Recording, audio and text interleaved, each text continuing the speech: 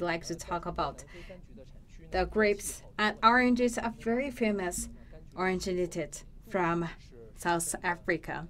And South Africa right now is in winter, and the big temperature differences between morning and evening. And here you can see in front of me, we have the red and the star rubies.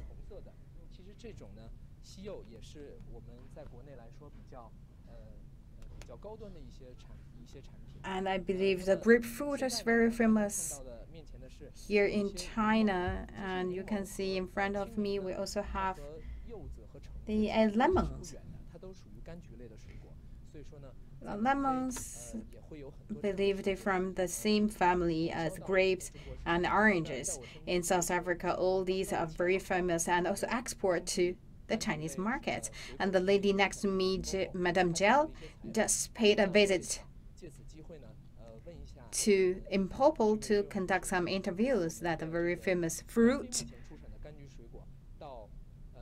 places for exports. And I would also like to ask her about the quantity of exports. And would you please just tell us a little bit the experience when you did the interview there, and what kind of the citrus fruit is most popular in China?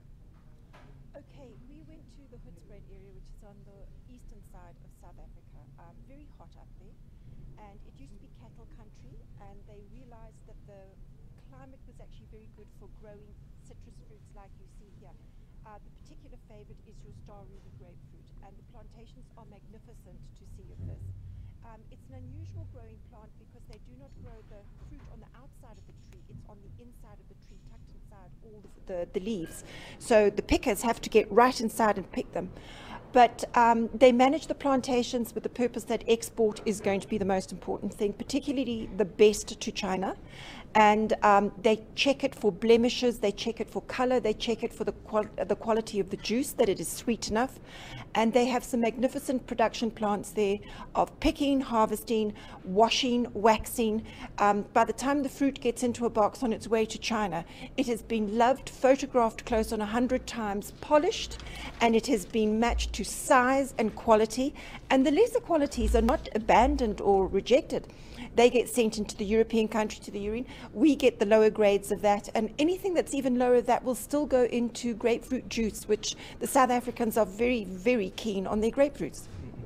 那么刚才呢，这位女士跟我们介绍到了一些基本的情况，就是说我们有说到啊，像这些柑橘 Just now, the lady next to me introduced some basic situation of exports, like the grapes, the fruit grapes.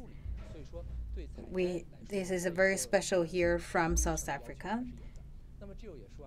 So for the harvest, it's quite difficult to have a certain requirement on getting the fruits from the tree. And a lot of Chinese consumers get used to and love the fruits from South Africa. And for these kind of fruits, they will be categorized and packed. So Madame Zhao told me actually the best quality of grapes and oranges. So the best quality or the premium ones will send to China first.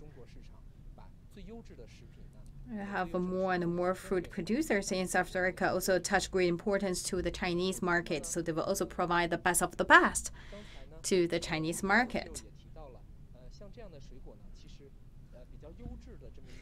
And Madame Jill also mentioned, we talk about the best quality fruits sent to the very important markets like China. And for the rest, we talk about the grapes and oranges. They will send to different consumer groups from different countries. And for the juice made from this fruit, actually also very good for people's health. And would you please tell us like these kind of grapefruit or the oranges, why they are doing good to our health? From my understanding, I believe they had a lot of vitamins that the human being needs. And for the ladies, this is something you must have. And make orange juice or grapefruit juice, and also can make salad. And for avocados. And I believe right now it's very famous and popular. People love it so much. No sugar. Very, very healthy.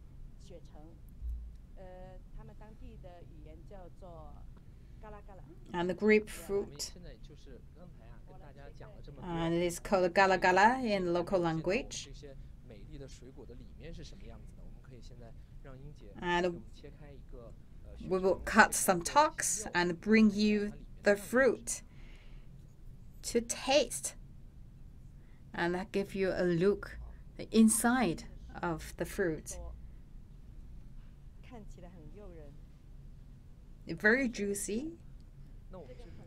I believe it's very tasty. My mouth is watering. Actually, it's not sour. It's really, really sweet. So because the temperatures and the weathers, because here is winter and right now it's summer season in China. So for South Africa, we can harvest the fruits in fall and winter. I believe the Chinese consumers can enjoy the fruits both in summers and in winters. And with the close cooperation and exchange, not we only limited to people exchange, and we believe a lot of people in South Africa they can speak Chinese and talk about the cuisines, foods, fruits. We also can bring the best quality of fruits to the Chinese consumers. As you mentioned, avocado. This is something very frequently seen in South Africa. And we also plant it.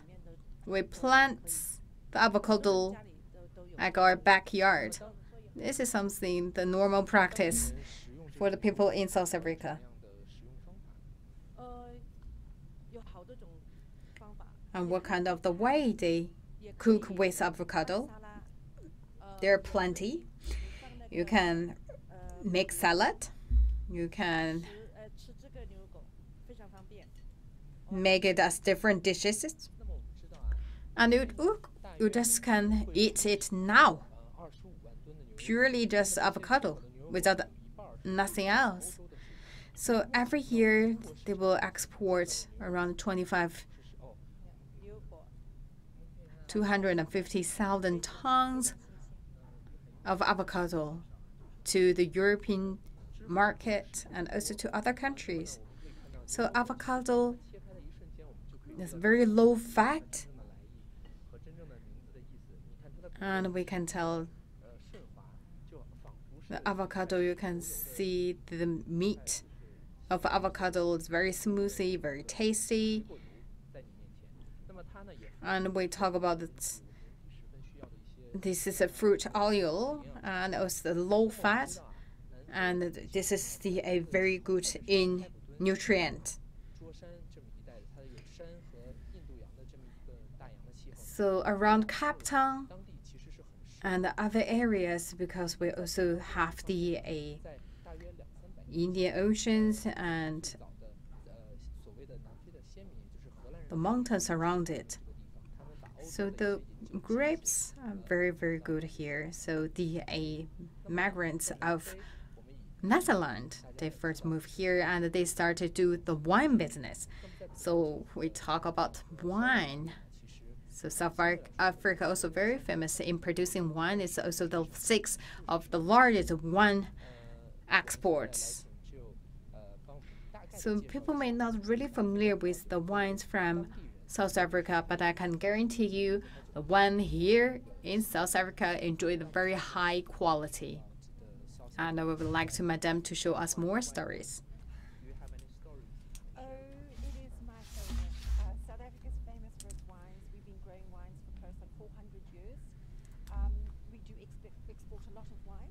red and white. We are famous. We have award-winning wines here. Merlot is a blend. Pinotage is perhaps one of the well-known, and Cabernet Sauvignon. I have recently been into the Stellenbosch area, which is in the Cape. It's one of the most famous wine growing areas.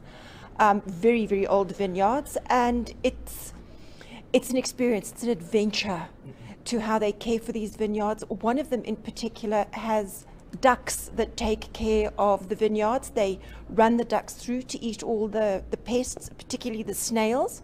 And this attracts a lot of tourist attention as well to come in and to take part and try the wines. We're very competitive on our wines, and every South African drinks wine. Thank you. 刚才呢，Jill有跟我谈到，他也是刚刚呢去到我们南非的葡萄酒的产区呢，去进行了一些参观。那么 Madame Jill told me about the dried and 作为世界上唯一主产区的这么一种 pink ones like the Pinot Touch. 那么呢，就是说现在呢，通过不同的酒类的So that's from 300-400年的历史，已经渐渐的 the South African chateau, and with different ways of planting grapes with 340 years history to accumulate experience. People right now start to get used to take some wines. So at the Stellenbosch is a very important area to produce wine, and within that area, a lot of wine producers or the owner of chateaux already plant grapes, and actually they enjoy around 400 years of history. A lot of chateaux, they also emerge different new forms. We talk about the dusks.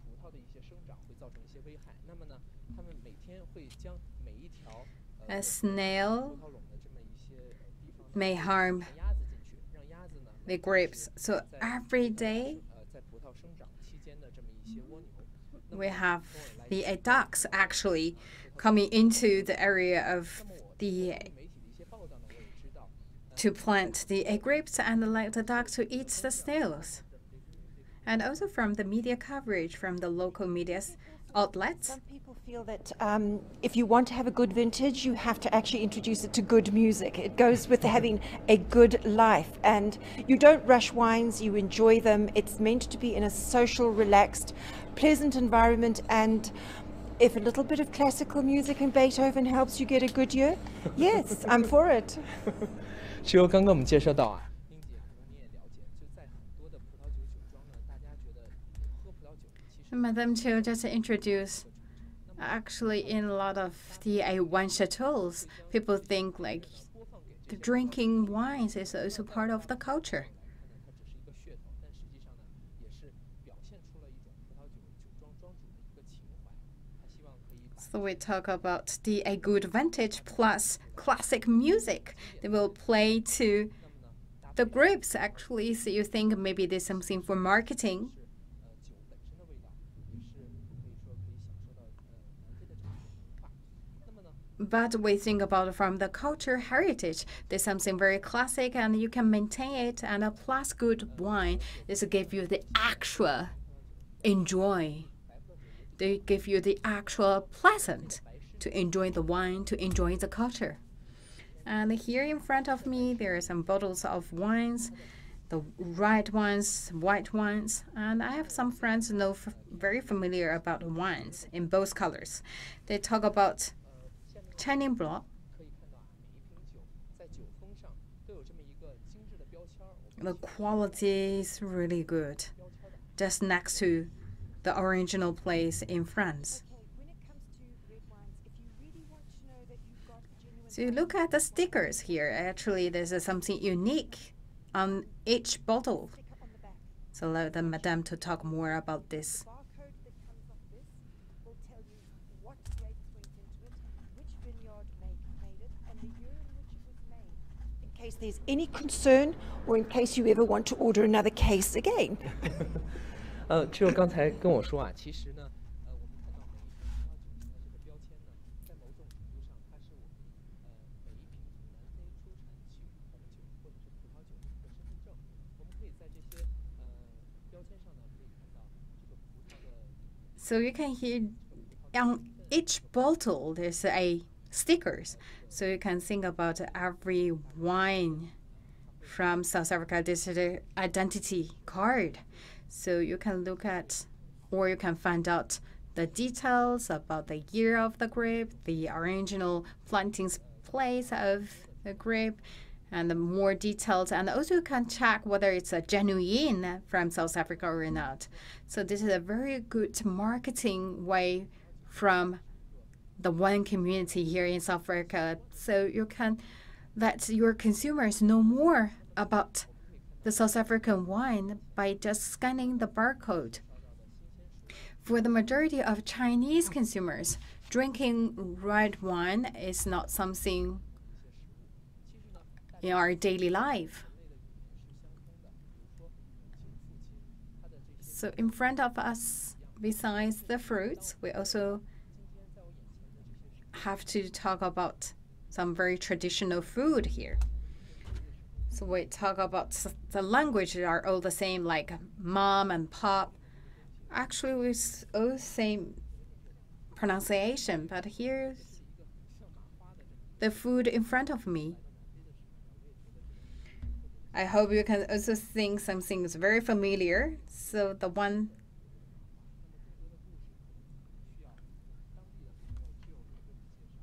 it's quite like the Chinese mahua, that's the fried dough twist. So when I first saw it, I think this is so it goes back probably about 200-300 years from at China. least. So It is a form of a tell breed. us more. As you can see, 2 pieces or 3 pieces are being crossed over, and then it is baked and soaked in either honey or syrup. It used to be in honey originally. This is very, very deeply ingrained in the Afrikaans culture. This is one of their specialities and delicacies, and this reflects the Afrikaans side of our traditions. 那只有呢，刚才通过简单的给我们介绍呢，它是通过面，然后其实刚才的做法啊，和我们的国内的麻花是差不多的，只不过呢，这个麻花它的做法不是十分的，不是我们国内。So Jill told us, actually this is a stew made from flour. And the way it produced, I believe, is same like the way we produce mahua in China.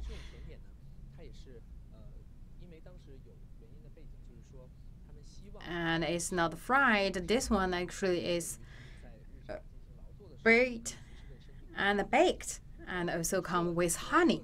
So this is a very famous and well-known dessert dishes. And they hope this kind of dishes can be preserved for a longer time, and they also can enjoy the food every day. So it's quite thirsty, and now come naturally to another. That's a very famous tea. That is called Rooibos Tea.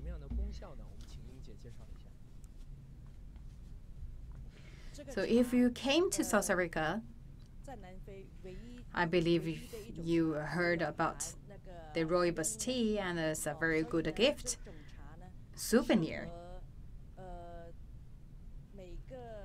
So what is special for this tea? I can tell this is the only tea that's decaffeine. So the tea is good to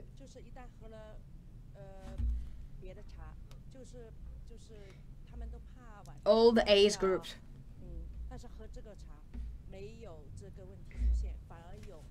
So this is the caffeine free. So for the elderly people, if they drink the Rooibos tea, you do not need to worry about you cannot sleep. And this actually is very good for you to sleep tight. I don't know my understanding is correct or not. In South Africa, we always see a lot of and like it's now for taken the over young South Africa children quite a in big way. This China, is they Rooibos will tea. not, of It's course, mainly a red drinking tea, teas and or it can be coffee. drunk by all But ages like in the family, Rooibos so tea it's is not good as for much children, it's right? considered an acquired taste like coffee. It's quite acceptable. It is a wild bush tea. We have 2 wild bush teas here. This one is Rooibos, as you see, and the other one is called honeybush. It's just a slightly sweeter version of this. It's not a tea that I take part in because I'm not from the Afrikaans community. But having said that, this doesn't matter to who you belong, but you will see that this is more of a red tea than a black tea. As the Chinese drink it, they drink it with and without milk, and they do drink it with sugar as well. 那么刚才呢，Jill 也给我们介绍了一些当地人喝这种 Rooibos tea 的一些原因。刚才英姐我们也谈到了这种茶呢，其实是老幼皆宜的这种茶叶。那么呢，Jill 有讲到，其实这种茶叶呢，这种茶包我们可以看一下啊，它的茶。As Madame Jill introduced the people how to drink this Rooibos tea, and we talk about this is decaffeine, so it's good for all age group, like for the elderly people and also for the children. And you can see it actually is color in white. This is something different from the black tea. So for the Chinese consumers, we talk about the black tea. That's in color black. So the color is darker, but you can see Rooibos tea here, the color is in white. So we also talk, this is the Radish Rooibos tea. And you can drink, enjoy it anytime, whenever you want it. It's coming from a leaf, so or it's a well-bushed tea. So it's good for you to sleep tighter, and if you can drink it for a regular time, and actually that can make you healthier and make your body stronger. We talk about wine, we talk about the tea, and we look at another two cans. Think maybe it's Coca-Cola or the soft drink. How that's special? These two actually the apple juice, and this is grape juice. 100% juice. So think about the weather, think about the sunshine, think about the whole environment are very good for planting the fruit in a very high quality, and also the juice coming from these high quality fruits are really tasty, very pure fruit taste. South Africa always a very important fruit exporting area, so you can say all of their fruits actually in a very premium quality, and you can bring that right now. It's easy to store it. So the juice right now, I believe, is very famous, popular around the young generations. And here we talk about the honey dove twisted. We talk about the long-term storage, and then we come into the next ingredients, or we look at this is something we're very familiar with, and we talk about this. This is called bouton, dried meat, and this is precise and spicy. It used to be made with animal or game meat that was shot. Now it's gone into very much more of a commercial aspect. The butchery, when they get the cattle in, they use the excess beef that they want. They take the prime cuts away to go to the market, and then the rest goes to biltong. If you happen to be a typical South African, you will go out and shoot your own meat sometimes if it's wild game you're after. So you can either have beef or you can have game biltong. Game biltong is considered very, very good to get. But we all have biltong machines in our houses, and we hang it up to dry. We salt it intensively with salt and then pepper and herb spices, sometimes chili, and then we hang it up to dry in our dry climate. For a couple of weeks, we keep testing it to see if it's still too wet, still too bendy, and then you make it how you want. This is still quite wet biltong. Some people like it very, very dry. You leave a little bit of the fat on, and I don't think there's anyone in South Africa, including babies, who when they're getting their teeth on the biltong, which is very good for sore gums. OK， 刚才Jill有给我们介绍到啊，其实我们在国内也有吃这些牛肉干的这么一个习惯，但是呢，可能不是家家户户都会去做这个牛肉干，但是在南非呢，可能情况就是大大不一样，家家户户呢会去 As Madame Jiao introduced, we also actually have some similar food in China, but not really to make this every household, but it's different. As a typical South African family, they will all make their own bouillon back home. So it's very easy to cook.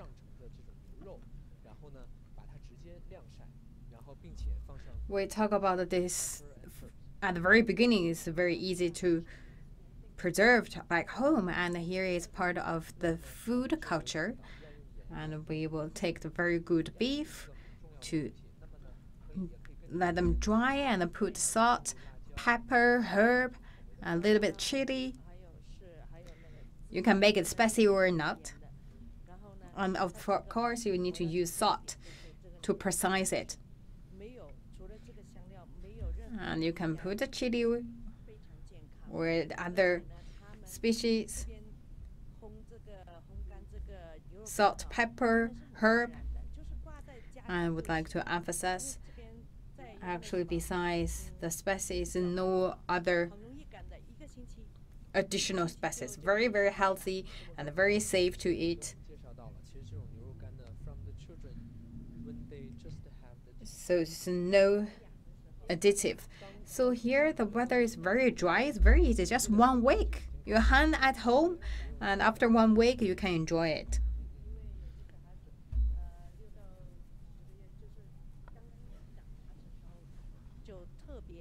So for the babies and the South African babies, they started to eat this.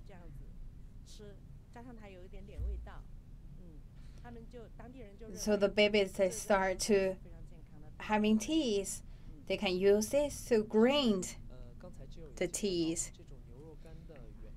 So we can tell the South African babies from their age 6 to 10 months, they started to enjoy this dry beef. It's also good for the people's health.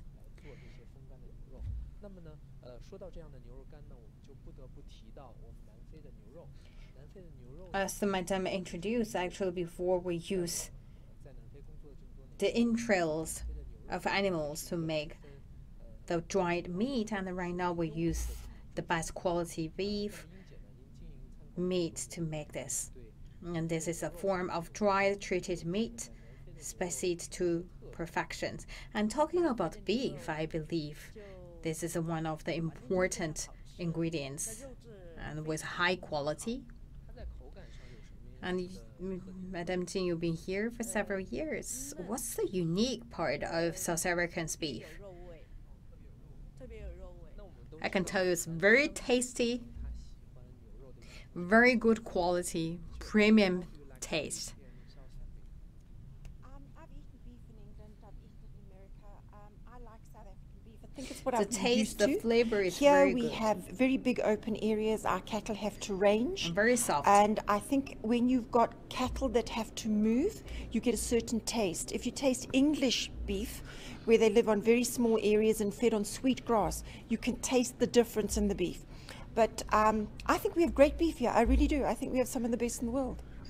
那么 Jill 刚才也跟我介绍到啊，他曾经去过英国、去过澳洲，吃不一样的牛肉。那么其实呢，就像我们刚才提到的，葡萄酒听过了有点远，可能也会变得很口感会有影响。那么就像牛肉也一样，如果这些牛肉 As Madame introduced, they went to England, Australia, and enjoying different kinds of meat. And of course, the wine, enjoying the classical music and give you the actual flavor of wine. Same for the beef. We talk about here in South Africa is a very big open space area here with limited population. All these environment actually are very good to the cattle. So that also can reflect from their taste of meat. So we talk about if you enjoy the English beef, you can see they did not really have a large open space, very limited space, just eat some grass. The taste, the flavor is very different. So Madame Jin, for the beef, do you make in the new cuisine or new dishes or anything here is containing beef, very popular among your consumers. We have a lot of dishes containing beef because beef here is really good. You must have. So based on beef, we had a lot of different dishes for people to choose from, and the different ways, like the barbecue beef, and also for different areas.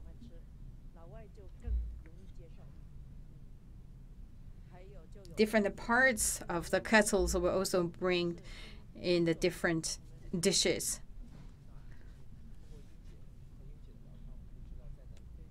Actually, our beef, like barbecue, black pepper beef, very popular among the Chinese people and, of course, among the people here in South Africa.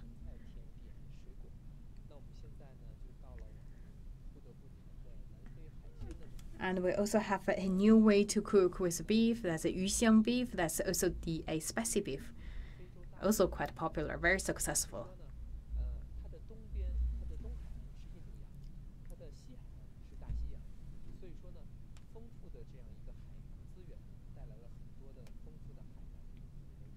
We talk about the meat. We talk about the beef, meat, wine, fruits, desserts. And we come here to talk about another great important part of the cuisine, the seafood.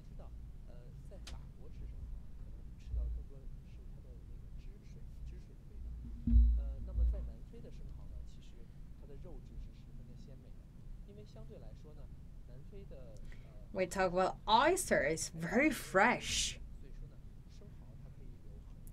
So the seawater actually is very far from pollution, and that gives a very good environment for the oysters. So the people in South Africa, they really enjoy the good food, but they also touch great importance to the environmental protection. And for oysters or the seafood, if not in a very good shape or in not reached a certain level of years, then it's not allowed to capture. We have the place called Nasser. Right now, it's a very good season to enjoy seafood.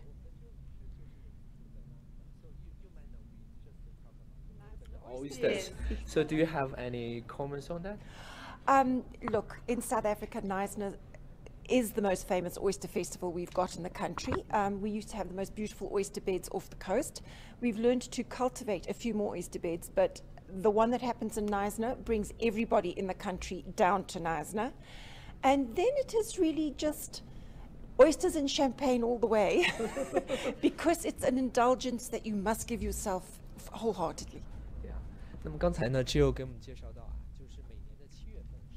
As Madame Jill mentioned, because she is from a very famous place, that's also her hometown. They also have the festival of oyster. So that's attracts the tourists to Knysna. That's a very small town, but in a very good environment. They will taste a very, very fresh oyster.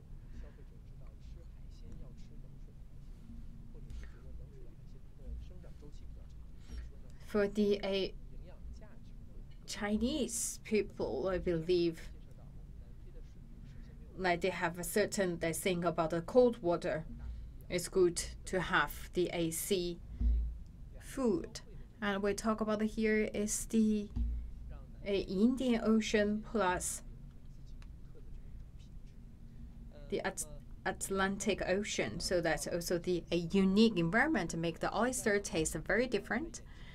We look at the crab, we have the oyster, and we also have two hot dishes already here. And this one is the way, the traditional way to cook the beef here in South Africa.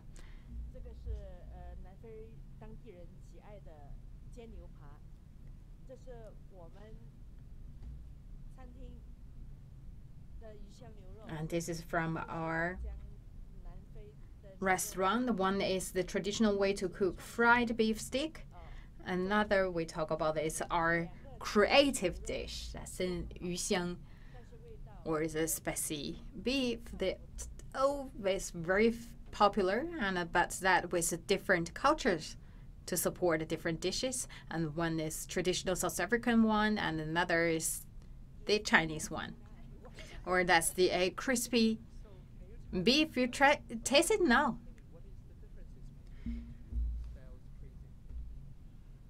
South Africans love their food, and South Africans are brought up to eat meat. The most favorite one within South Africans is usually beef, and then it's followed up by chicken or lamb. Lamb gets quite expensive in our country because it's very good and exported. So consequently for us, our beef has a tendency to be plainer than this. We don't go for the finesse of sesame seeds and beautiful things. We tend to buy very good cuts of beef, and then we flash cook it on a grill or a braai because we like our barbecues. And then we eat our meat slightly on the pink side a lot of the time, and that's how we like our meat. The beef quality taste is good, and it's usually eaten that way, whether it's in a salad or with your vegetables. We don't dress it up. For us, if you start dressing up a beef, you're adding extra taste and you're missing the taste of the real meat. 那么刚才呢，我们 Jill 也介绍到啊， As Madame Jill introduced, beef you should get to the original taste. Don't give in too much sauce onto it, otherwise you cannot really enjoy the original taste. And we talk about the 鱼香 beef, or that's the crispy beef. That's something with the Chinese cooking techniques. And you can see it looks really good. It's sesame on the top. The way to cook actually is also very popular and welcomed by the people in South Africa. And for the fried beef steak, that's the way to enjoy the natural taste of the beef. So we talk about the seafood, the crab or oyster. The locals, they like this kind of food. We talk about beef, always top of their list. They need to have it every day. So we talk about the crab, because right now we're here inland. We also need to get the crab from other areas. And right now we're in the middle of the South Africa, Johannesburg. So with more and more Chinese people going abroad, and right now I see the more and more foreign people, they get used to use chopsticks. And sometimes actually I see some are foreign friends. They have a very good technique to use chopsticks, and I believe that they may be even better than me.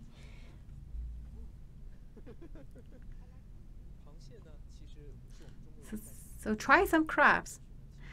The crab also very familiar ingredients for the Chinese food lovers. So we also have locals actually, they ordered the crab and they really love it. And you can see they know how to eat it. And I like crab. Jill 刚才有跟我们讲到啊，其实她很喜欢吃。 So Jill mentioned actually she really like crab, but the way she enjoys is the cold one. I believe this is their traditional way to cook it. So they would make a salad.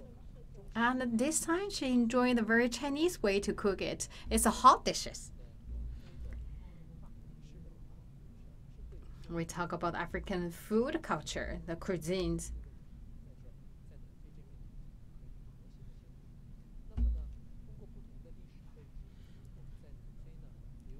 So with a different history background, we have a lot of different dishes that is influenced by the other countries. At the Durban, there are a lot of immigrants from India.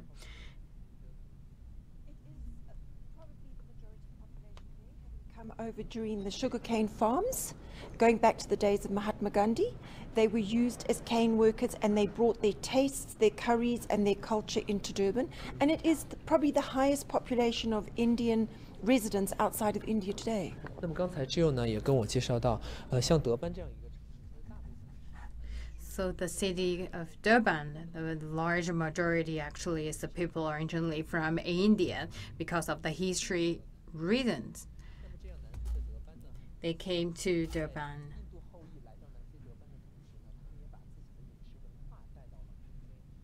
And they also bring the food to South Africa. So they plant sugar canes. And I believe right now there also a large group of residents outside India here. And they bring the food, of course, beside food, that's the part of the cultures of India. So they also bring that to something different, but also regular cuisine on the table. So this is salad. This is called acha. It's made out of green mangoes, mustard seeds, fenugreek, fennel, salt, and it's treated like you are almost pickling, but you use a mustard oil for pickling. And have a taste. 就等于像我们中国的咸菜。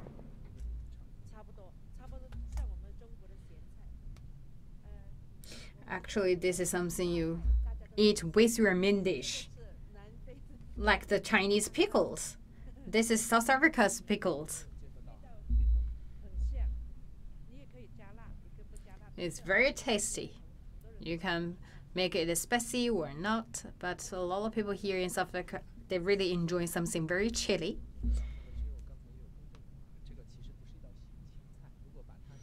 So this is not the appetite. You cannot enjoy it as a salad. Very salty and sour. And this is something you need to taste with the main dish. This is you can consider as a side dish. So from green mango plus chicken plus some tuna and also avocado together. I believe there's something homemade feel pickles. For different restaurants, different chefs make different tastes of the dishes, and same for each household. Each house they cook something different, although they all the same dishes but taste different. So Madame Jing, you here for more than 20 years. So back to day 1 till now. So how the locals think about the Chinese food? So when I first arrived here, I opened my first Chinese food restaurant. For the dishes, they ask each and every dishes because they never seen that before. So they exactly know how you cooked it and how that do good to you, dear human beings. So we need to elaborate in the very details, ingredients, what we put inside. Because a lot of people, they may not really eat this or eat that. They ask me, like, why Chinese people? You have the veggies or meat. You have all different dishes on the table.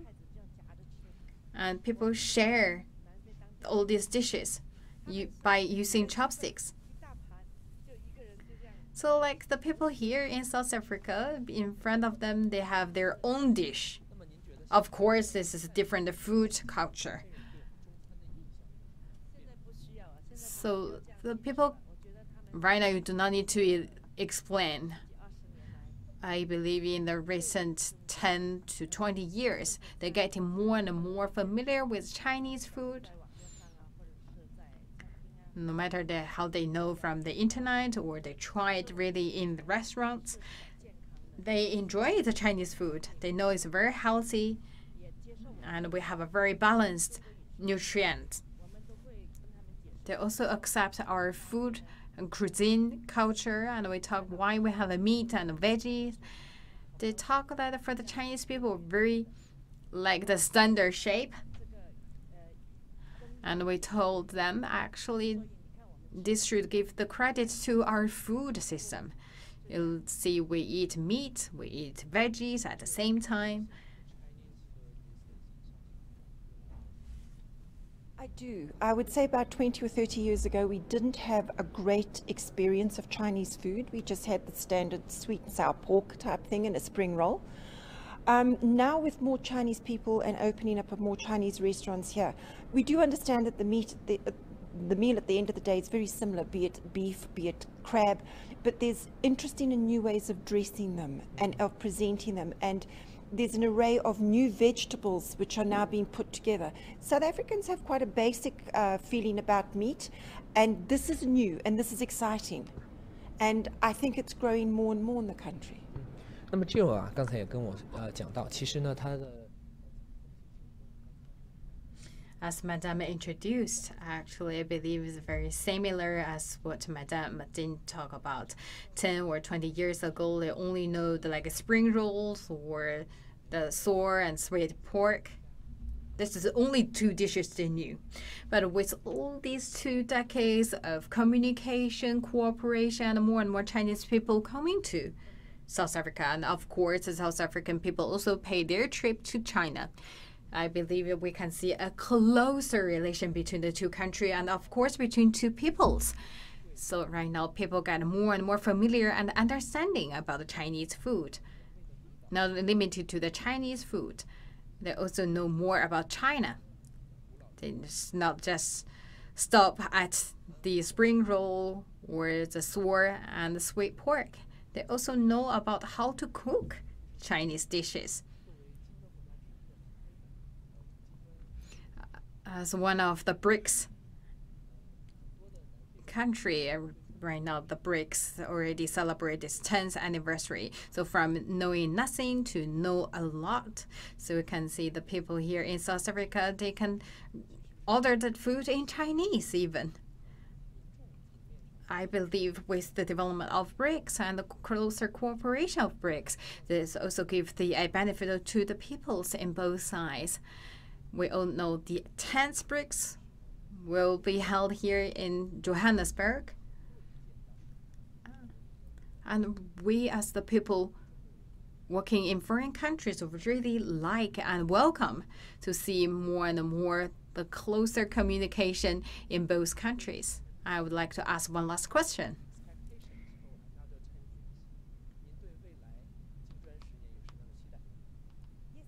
I think being the small s in the BRICS story does indicate that we are the newest and the youngest. And I think the fact that we need to uplift and change our country and develop into an economic powerhouse that can be a big S in the BRICS structure. We're going to learn from China. We're going to learn from the partners there. And it doesn't hurt us to learn from people who've already been through this and made a success of it themselves. 那么 Jill 呢，刚才有提到，作为金砖机制当中最年轻的一个南非国家来说， So as the youngest country in BRICS, they can learn a lot from other country development, especially the China's developing path. So there are a lot of different lessons and learnings for the South Africa for their self-development. And Madame also believe for the next 10 years of BRICS will be a even brighter and golden years of the cooperation. So for me, I really hope that the 2 countries have more cooperation to achieve win-win result. So coming to the end of our live stream, I would like to talk about one thing that's very interesting. As in your restaurant, they always enjoy the last dishes, of course, as will be something sweet.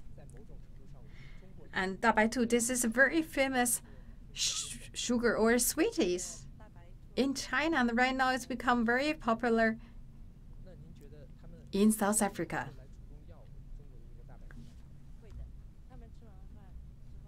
And they're also coming to me to see, give me some sweet.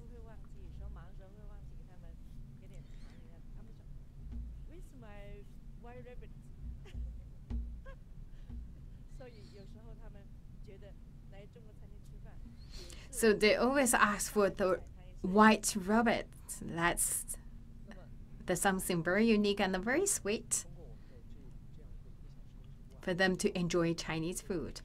I hope our viewers from our today's live streaming to know more about the culture exchange and especially food cuisines introduced here in South Africa. And I hope you can have the first impression about very good food in South Africa with more and more cooperation and exchange in people-to-people area. I believe more Chinese tourists will enjoy the good food here. And thank you for watching. Thank you. Bye.